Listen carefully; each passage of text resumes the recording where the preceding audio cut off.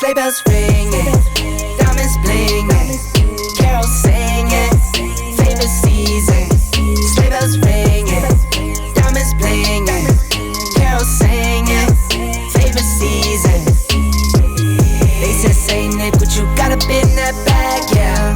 I got racks in my sack or in my bag, yeah. They said, say Nick, what you got up in that bag, yeah.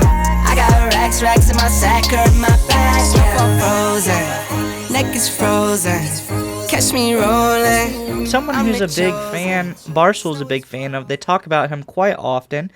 Big Cat being a Chicago Bears fan, hates his guts. But Aaron Rodgers, I'm going to let you explain this next segment because I don't want to do it an injustice by trying to butcher your methods here.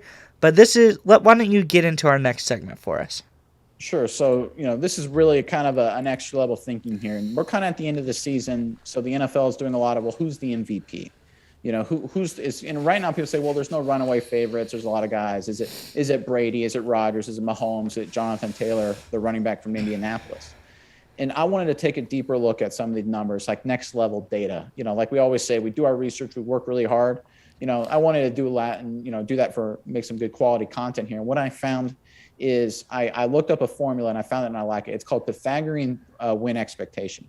And I'll bore you with the details, but basically what it does is it takes the points you score and the points you give up, and it, creates a ratio between the two using some math, and it creates a factor for quality. So for example, if you score 100 points over 3 games and you give up 50, that's a pretty good ratio, right? Because you outscored your opponents by 50 points. Now, even though let's say you lost one of those games, that number, that quality ratio will still say you're a good team because you still scored a lot of points and didn't give up very many. So this is kind of a ratio using this data to kind of see, okay, who naturally just has a good team? Who has a quality team? And using that ratio, we can kind of then take that and figure out how many teams or how many wins a team should get. So a quality team would have a higher ratio, they're going to have more wins. A lesser team would have a lower ratio, they're going to have less wins. Pretty simple. And so there you see on the screen right there, you see our top 3 and bottom 3 in actual wins. So you've got the Packers, the Cowboys, the Bucks at the top right there. And the big thing I want to hit on is you see the projected and the actual. So the projected is the Pythagorean theorem formula that I talked about before that figures out based on the points scored and points given up how many teams you should have. And look at the Cowboys and the Bucks, right? When you compare the actual versus the projected and look over to the delta column there, it's pretty close, right? Real close. Less than 1, real close, right on the money. You even go down to some of the bottom teams, right? You see, they're within some reason, right? You look at the Jaguars and the Jets, right? They're relatively close between the points they give up and the points they score. Obviously, they're bad teams, so they give up a lot more than they score. But there's a huge outlier, and it's right at the top, and that's the Green Bay Packers. Based on the points they score and the points they give up. Remember, that ratio tells you the quality of team, tells you the quality of the offense, the defense, special teams, coaching staff, everything. Offensive line, defensive line, everything. Based on the quality of that team, they're projected to have 8.5 wins about right now. They have 11.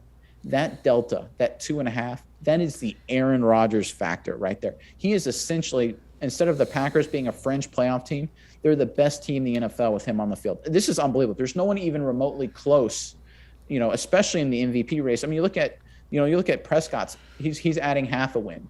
Brady's adding a little more than half a win, right? These are the guys at the top. These are the MVP favorites, and Rodgers is just leaps and bounds above them all.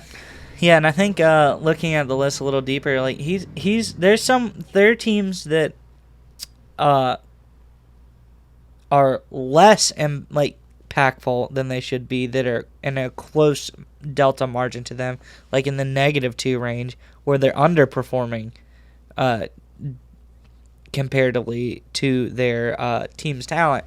There's a couple teams that maybe are within the ballpark of this, but nobody is really performing quite as well as Aaron Rodgers has this season. And like you said, 8 wins,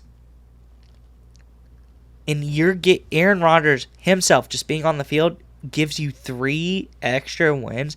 That's pretty insane. That if any coach said, hey, I need to draft a player, and this guy, if we draft him, we're going to get 3 guaranteed extra wins per year, I don't think there's any coach on the planet that wouldn't try to pick that guy up. Well, and take it a step further, right? So you see the Jaguars and the Bucks there, and the Jaguars with Trevor Lawrence, who's played poorly, right? They're underperforming by about half, minus 0.5, right? Look at the Bucks; they're overperforming by 0.5, 0.6, roughly. So the difference between Tom Brady's level of overperformance and the Jaguars level with Trevor Lawrence level of underperformance, that's about one, right? Minus a half to a half, about one win. That's a total aggregate difference. Rodgers is 2.5, is 3, like you said. I mean, it's orders of magnitude outside of everything else. It is so clear cut who the MVP is. I'm very curious to see if it shouldn't even be a competition when you look at it now, right? Especially after the way Brady played against the Saints. This is Rodgers' award to lose at this point, and the numbers here just back it up emphatically. It's and I'll clarify it for somebody because it kind of clicked for me when you explain it that way. Basically, what you're saying is the difference of if the Bucks had Trevor Lawrence or if the Jags had Tom Brady isn't that different. Like you said, it's about a half game up, half game down. The Bucks would be a half game worse with Lawrence, more or less, and the Jags could be a half game up with Brady.